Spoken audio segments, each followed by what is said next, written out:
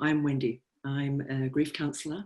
I have a background in social work, and I've worked variously in lots of different health organisations, both as a social worker and also as a counsellor. So that includes working forensic medicine with the coroner's court, so after any sudden or unexpected deaths, as well as working in palliative care and oncology and cancer care.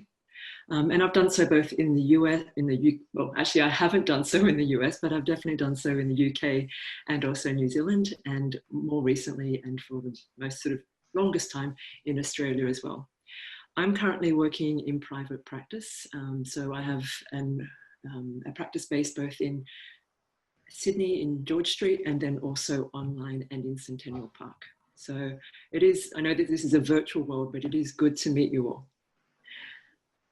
I'm going just to begin by, I mean, obviously today we're actually talking about grief, and for many people, for all of us, I think that can certainly trigger different emotions and different memories and different feelings. So I just want to begin with just a couple of considerations as we move through this, this talk.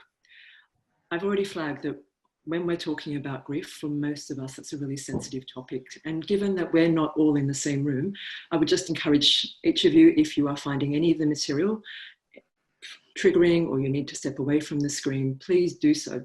Either call a friend, do whatever it is that gives you that safety and that sort of calmness for this time. There shouldn't be anything that, you know, consciously that I've included that might be that, but I think just grief of itself is just such an unknown thing for many of us that it's just to let you know that please do take the time that you need. Just to say that I'm aware that on this call there might be people with different experiences of loss, and with that in mind, I know that I may not address the things that you've had questions about, or I may, but I'm aware that I won't be able to do that, you know, in total. For today, which Felicity and I have been talking about, the bulk of the hour that we have together is going to be half an hour with me sort of giving this presentation, but we're really encouraging that towards the end of the presentation, if people would like to ask questions, if people would like to share their experiences, to please do so. I would love this to be as interactive as you are okay with, just because I think grief is often so hidden or unspoken about, or we don't have the language for it. So a conversation between us that's frank and open would be great. And as any of us know who've ever experienced grief, there is no quick fix. So I'm certainly not suggesting that anything that I'm going to share with you today involves some magical fix for grief. In fact, you know, in my practice, that's one of the first things that I tell people is that this begins, and, you know, in counselling, this begins a process or it continues a process, but it certainly doesn't mean the end of one. And finally, I am not an expert in grief in as much as I don't know it all. But what I am really, genuinely am, is that I'm really curious about grief, and I'm really, and have been for a long time, really wanting to enter into conversations with people who want to have a conversation about what death and dying and the impacts of all of that is. So again, looking for information and input from everybody else as well, so that we can share what we know. Now, I'm going to begin by just explaining from my point of view a very big and open-ended definition of what grief means. There's lots of different definitions around, but for the purposes of today, I'm going to talk about grief as a response to a loss of any type.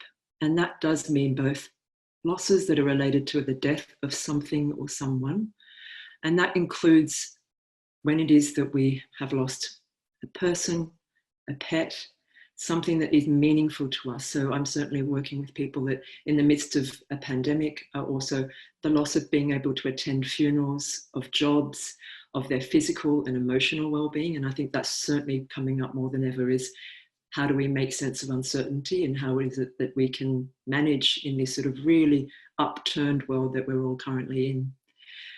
And I've listed a number of different types of losses that I think for any of us, we've had some of these, you know, losses, I think, in terms of an imagined future, what it is that we might have imagined for our lives or imagined for our health, and that hasn't been the case. And I think with that comes a big range of all of these different losses that we have. So it's both past, it's present, and it's future. And I am intentionally, I guess, generous about what grief is, because I do think that it is in our lives. And I think, we often talk about achievements and successes, but I think grief is present too. And I think that it also needs that recognition as well. So again, for the purposes of today, I'm more focusing on loss and grief that happens after the death of somebody, but I certainly do talk about loss as being a very, very sort of natural, but also a prolific thing. It happens in many places and with many things. And with that, just to say, of course, there are many different ways that we respond to grief, and I'm just going to go through some of those as well. I suspect that most of us would have had some of these in our own experiences. So to begin by saying that there are emotional and mental responses to grief, and this is quite a list of all the different ways in which we might emotionally and psychologically respond to a loss. When I talk about my counselling sessions, obviously I don't talk about who it is that I'm seeing, but I can certainly talk about that there are often a combination of many of these different types of responses.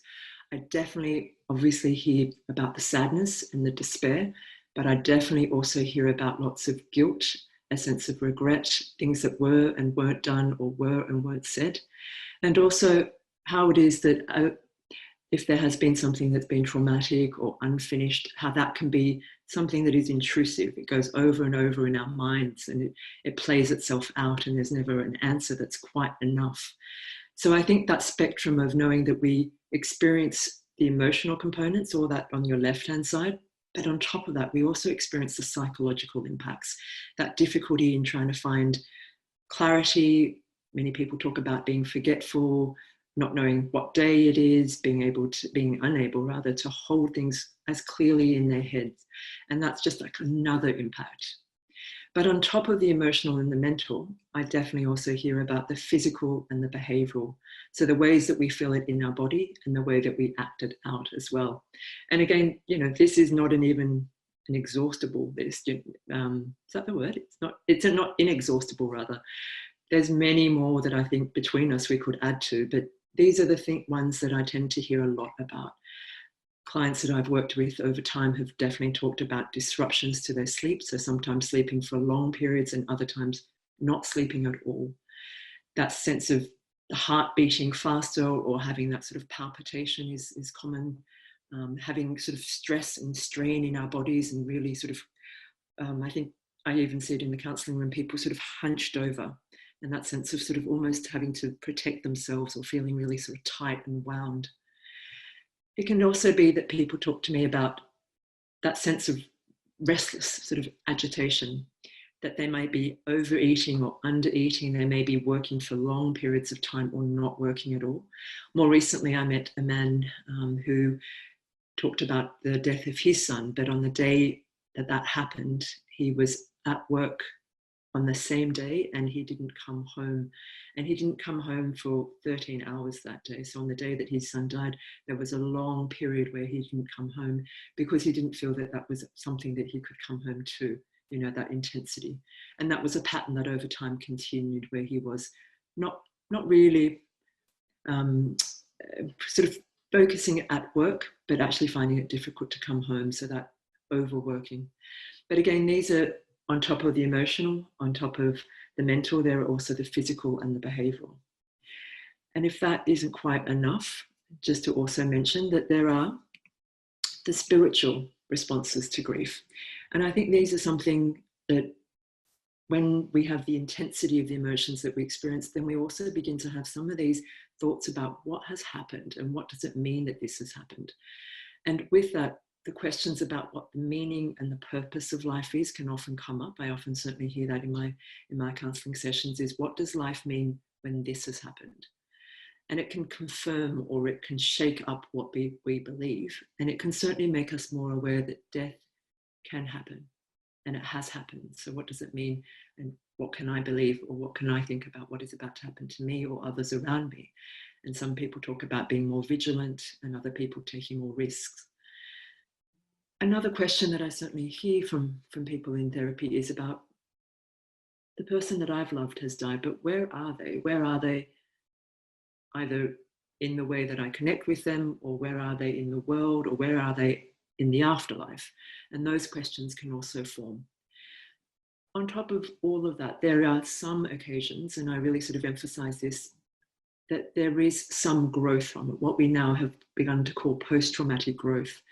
And I think it's really important to highlight that this happens to some people, where alongside, not separate to, but alongside their grief, there is a sense of something that has been awakened, not awakened, maybe something that has been a positive outcome, some learning that is in correspondence with their suffering. So it doesn't exclude, it doesn't mean we haven't suffered. It happens sometimes because we see maybe we have a spiritual understanding of something, or we focus all of our energies into charity or fundraising. It can also be that we turn grief into something as well as the pain and the suffering. So all of these things are happening when we're experiencing grief. But on top of that, we are also subject to what you see on this screen. So I'm going to begin by explaining that the light green circle that you see is our grief. And within that, there is all of these secondary losses aside from the grief of the person who's died. And what I mean by that is that it's the loss of the identity that we may have had in relation to that person. So if I was a wife, what am I now if my husband has died? If I have children and one of them has died, what does that mean? Am I still a parent? All of those questions around who am I when somebody that I've related to is no longer here. It can also be that for some people there's a loss of health, because grief acts on such, all of those dimensions that we mentioned. Because grief on top of all else can also have an impact on the physical. It can mean that we have heart issues, certainly stress, certainly anxiety. All of those factors begin to sort of impact on top of the grief. And you see as you go around that circle, there's more and more. And again, some others that we haven't even included here. But it's to say that grief not only operates in that yearning and that missing and that really intense feelings about the person, but also the losses that we experience around the grief as well. Now, with that in mind, and I feel I should also add that this is part of a presentation that a colleague and I give that's usually an hour and a half, in which I've condensed. And I'm trying to sort of give a sense of the landscape, but I'm certainly not going to be able to cover everything. But I wanted to certainly talk about the different types of grief and losses, because in addition to the secondary losses and the primary losses that I spoke about, there's different types of losses. And for some of us, that's the anticipatory losses that we begin to experience when we might be aware that somebody is going to die. There might be a diagnosis, there might be a health condition that makes us aware of that. And we begin to, it's not that we mourn in advance and we don't mourn after, it's just that we're aware of all the losses that we might be about to experience and all the future sort of imagined losses that we have. There's also disenfranchised grief, where and particularly when I worked around forensic medicine in the coroner's court, where it might be around suicides or stigmatized deaths, so deaths that most people either don't talk about, find difficult, or where there's a stigma attached to them. So certainly in the sort of 80s and 90s around HIV, it could be around suicide, it can be around drug overdoses. But what we mean by disenfranchised loss and why that's important is that it means that some people don't get recognized or seen in their grief. The same with accumulative or multiple losses, where there's been one bereavement, one death after another, and sometimes it's hard to even know who it is that you're grieving for, and that impact of time and year, a loss. And I hear that from clients that come into counselling that have had a number of losses accumulate, and who am I grieving, and how do I even begin to honour the person who I've died when there's been so many. Prolonged or complicated grief is a bit sort of, there's some debate about what that is and whether or not grief is a disorder, but I've just included that in that because that's certainly, when we're talking about grief that's been a long period of time and where there isn't any sort of sense of shift around what that grief is. That intensity is still there, that intense yearning is still there, and it might be at some point, a question mark about seeking some professional help as well.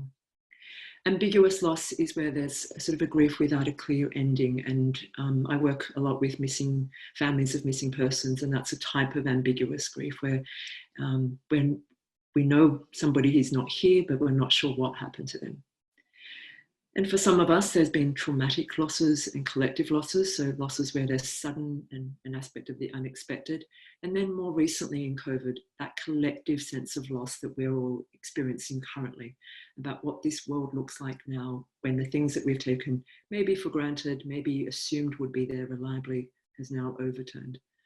So these are some of the types of grief and loss. And I share that because I think sometimes just having some language as we sort of experience some of our losses might be able to be helpful as we try and understand what is happening to us as well. I should also add, if anybody actually wanted to put any comments or questions in the chat function as well, we'll certainly get to that at the end as well. Now, with all of that sort of background to grief, I also wanted to share some strategies. And I'm really keen to say, because this is not a counselling session, what I'm doing is I'm sharing some that I use in counselling, but I would tailor them particularly to a person and their circumstances, which I can't do here. But I wanted to talk about some concepts and some strategies. And I'm going to begin by talking about the expression of grief. And we all experience grief in different ways, and we all express it in different ways. For some of us, that's being very verbal and sharing, and for others of us, that goes internal. The importance in this, though, is the expression of it, and it doesn't just have to be speaking to a friend or speaking to a family member or speaking to a counsellor, if that's not who you are or what it is that is going to be best for you. It could be doing things that are more about the outward expression through arts, through fundraising, through connecting with people over a particular purpose. But I'm just thinking about a woman that I see who talks about anger in her grief, and we were looking for ways to express that anger that was more constructive than some of the things that she'd been doing.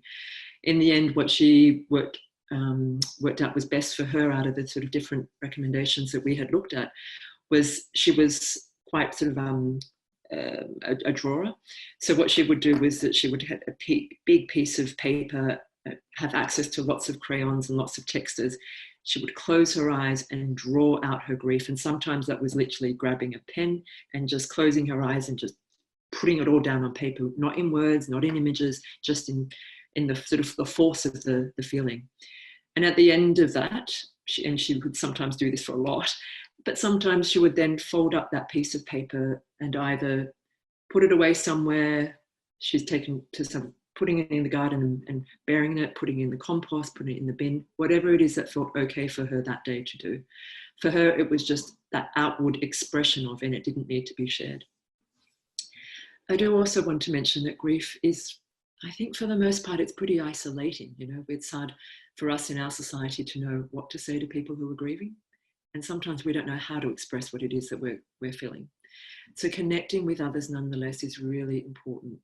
One of my clients this week, in fact, said to me, I can't do this alone. I can't do grief alone.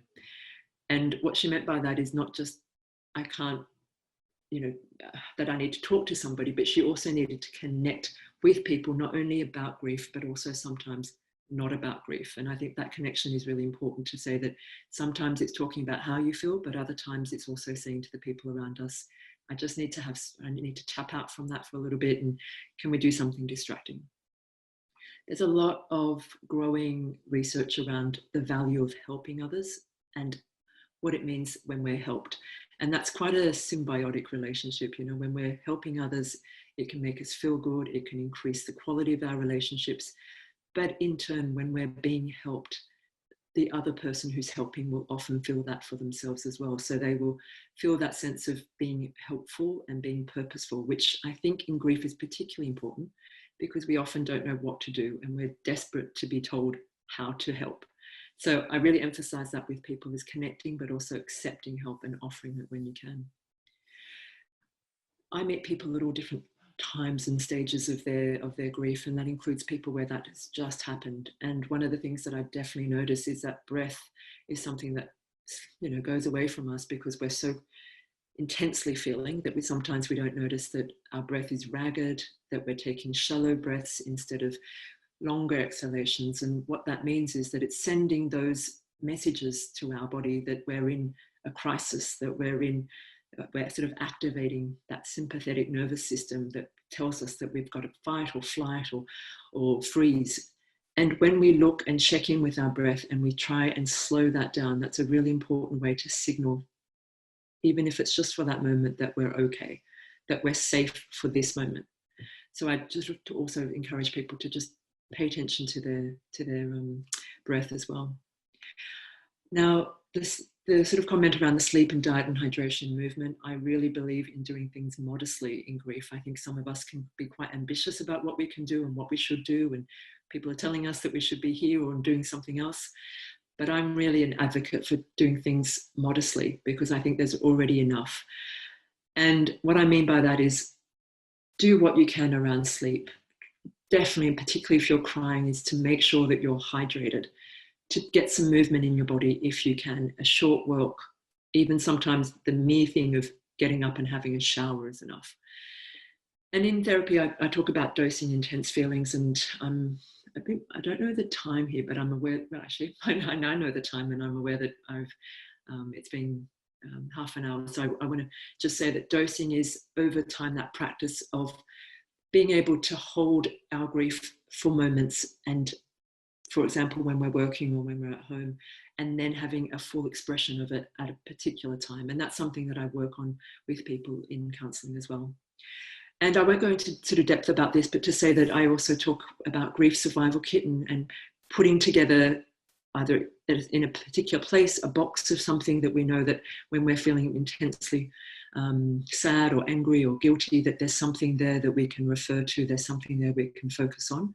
And also developing a culture with our family and our friends about how we grieve, what we can talk about, what we can't, what's okay, how do we know when each other are not okay. Just having that sort of conversation around us.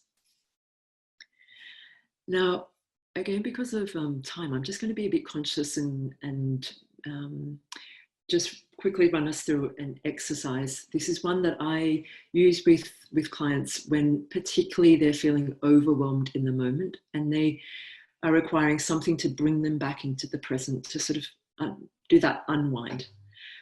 And I won't go into the fullness of it here, but just to say what I encourage people to do is to take that moment and take that deep breath in and that breath out, and then slowly notice around them 5 things that they can see. And if they have the time to concentrate on the texture and the color of that, 4 things that they can feel or touch. And that includes the pressure of something against their body if they're sitting, something about the way, the fabric against their body, whatever it is that they can feel or touch, things that they can hear, things that they can smell, and something that they can taste. And that's a particularly sort of exercise I use because it grounds people in the present when often we're in here. And I add to that something about, at the very end of that exercise, is to complete this sentence. In this moment, I wish myself. Is it calm? Is it focus? Is it peace? Whatever it may be that you wish for yourself just for that moment. And again, that modest goals. What do I wish myself in this moment? And as we come back to the breath, is to do one thing that takes you towards that. So if you, for example, said, I wish myself peace, or maybe calm, is maybe that one thing at the moment that you finish that exercise is to step to a window and look at something that's calming and concentrate on that, or to have a cup of tea, something modest and small, because what it does is just resets us and takes us a little bit away at that time, away from those hurried thoughts and those repetitive thoughts as well. So an exercise just to share with you that might, some of you might find helpful rather.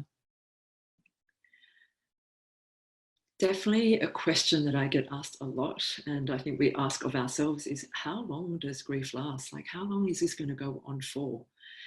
And I think most of us who've been through this will know that it's not time factored. There's no time limit to grief.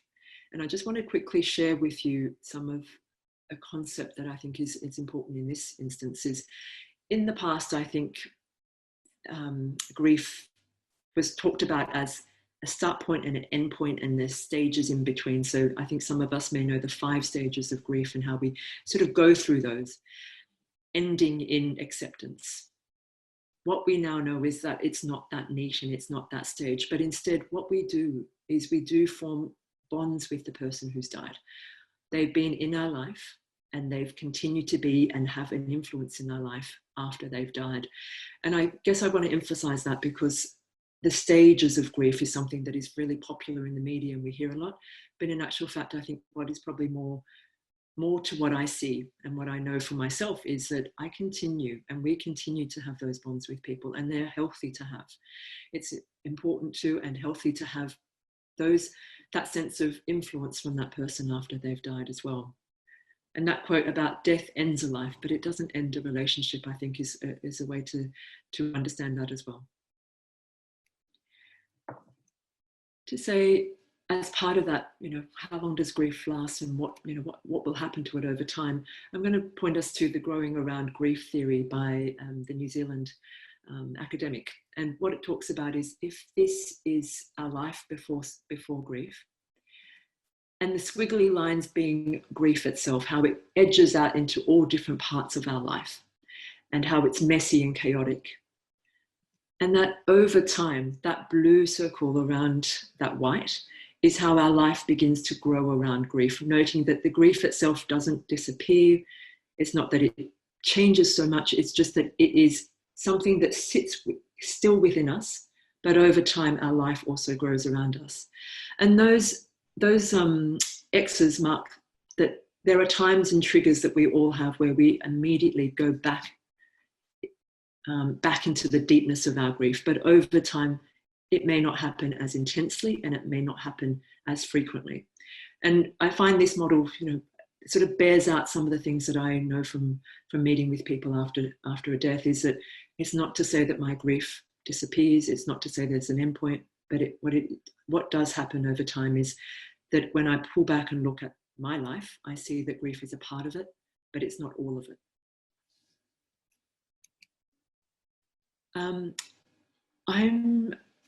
I'm not going to go into this too much given the time, but I just wanted to sort of let people know that there are different styles of grieving that we know about. And it's not to say that we're one or the other, it's more that we're often a blend of both. But it sometimes is useful to know this because it can explain why, for example, we might have a husband or wife who's doing all of the practical things and doesn't seem to be tuned into the grief that I'm feeling in the same way that I want to express, in the same way that I want to talk about it all the time, in the same way that I want to share. And it's to say that is because there are different ways in which we all grieve. And some of that will be useful to know because it can help us, I think, reach some compromises or reach some understanding as we progress through our individual, but sometimes together grief journey as well.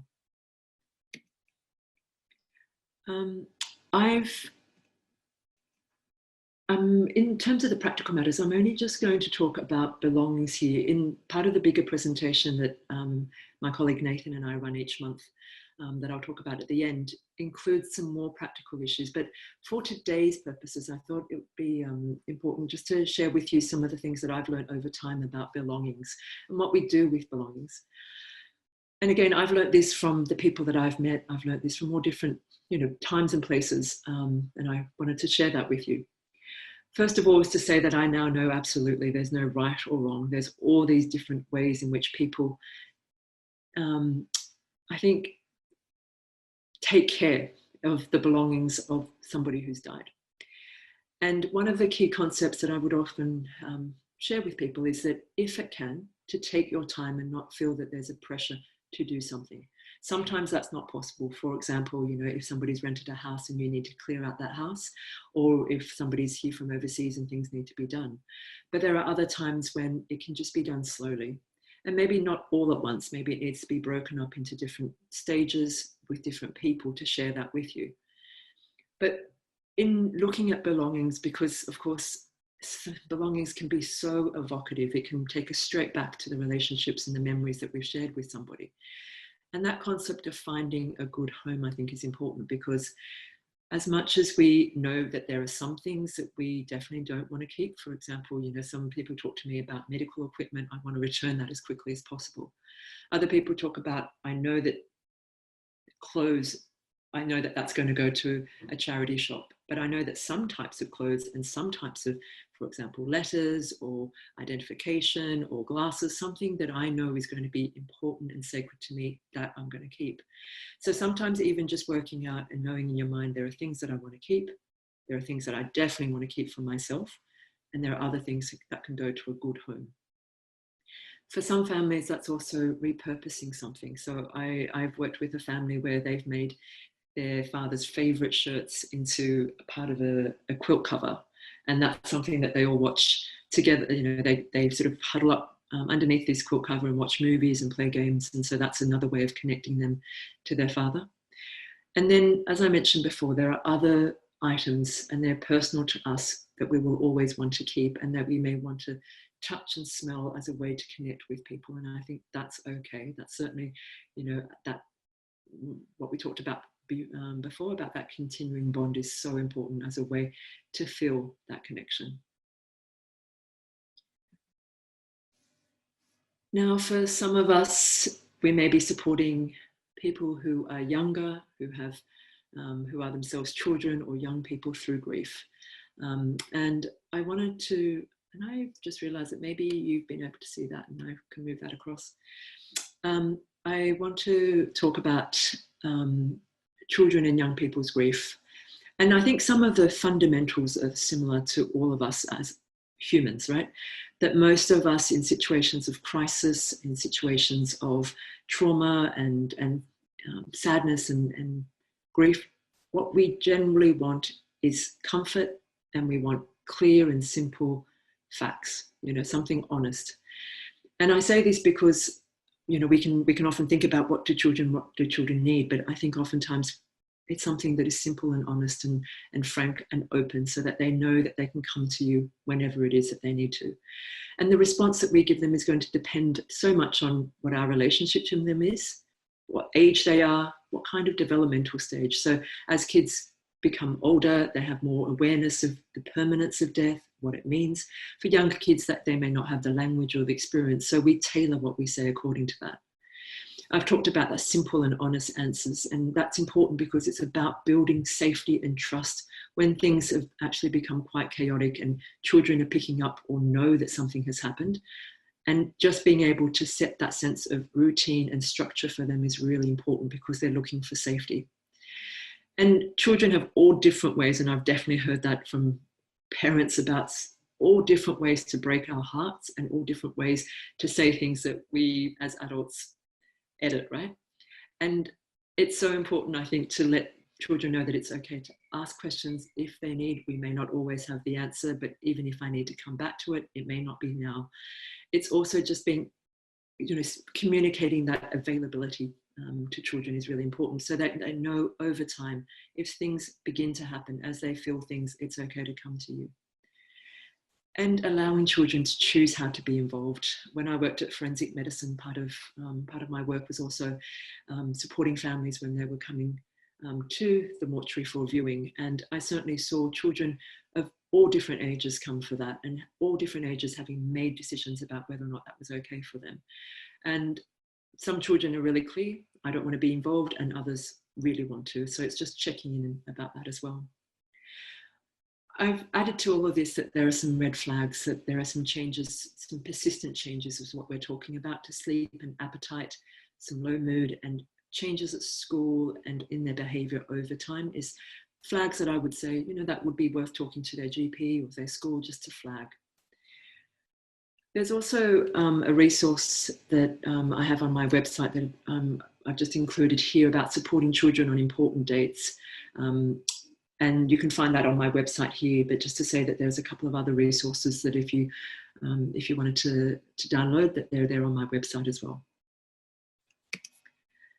And finally, just to say that for some of us, we're supporting other people in grief. And of itself, I think that's a difficult thing. We're raised in a society that we don't often have the language, the experience, the nerve it takes, I think, to ask those really difficult questions about how somebody's grief is going, to talk about somebody who's died. So I'm just leaving this here for those of us who are supporting other people in grief, to say that I think it's a hard thing to do, that we often don't know what to say. And we've had all of us, I suspect, have had people tell us some things that are well-meaning but really unhelpful. You know, I was talking to a woman whose husband has died recently, who talked about the fact that her friends tell her, more than one friend has told her, that, you know, he's in a better place. And she feels incensed by that, because for her, this was his better place, with her together as a couple. But again, you know, people with the best of intentions say things that I think we hear in movies and we hear from each other. And it's really important just to maybe acknowledge what you see, without the idea that you have to solve anything, without the idea that what you say is going to be the comfort, but that you can say, I can hear, I can see how painful, I can see your suffering. Is that something that you want to talk about? I find that conversation, that question, begins to open up people to the prospect that you can bear what is about to be shared, if you can, but also to let them know that you are there if they need.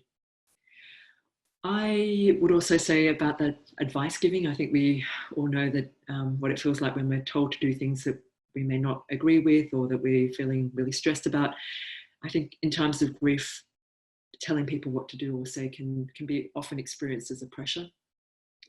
Somebody else is telling me about how she feels that she's failing at grief because everybody thinks that she should be over things by now.